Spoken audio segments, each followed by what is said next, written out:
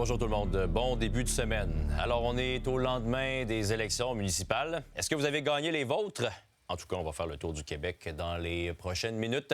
Ça a été une longue nuit pour les candidats, notamment à Saguenay. On a eu droit à un retour à Shawinigan. Mais d'abord, à Montréal, Véronique, la nouvelle mairesse Soraya Martinez-Ferrada, a fait son entrée à l'Hôtel de Ville.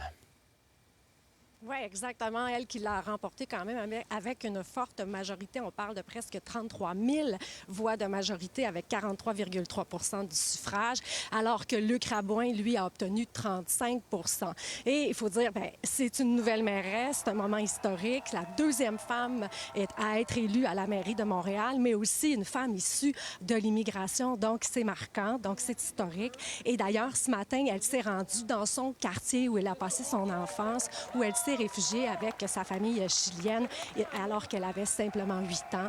Donc, dans Saint-Michel, elle est allée serrer des mains. Elle est venue cet après-midi, en fait, ce matin, à l'Hôtel de Ville. En ce moment, elle rencontre les fonctionnaires, la direction générale.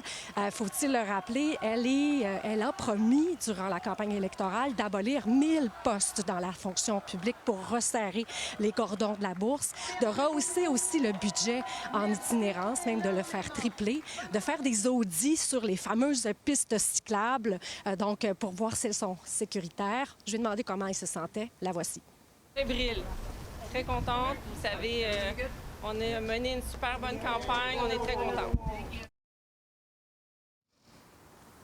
Donc, vous voyez, ça a été très court parce que cet après-midi, elle va donner un point de presse à 14 h à l'Hôtel de Ville avec vraiment tous les médias. Donc, ce sera l'occasion pour nous de poser les questions. Faut-il le rappeler ici? Hier aussi, Luc Rabouin, le chef de Projet Montréal, a décidé de démissionner. Il s'est avoué vaincu. Il aurait pu, hier, rester là, et siéger au Conseil de Ville parce que sa colistière a été élue.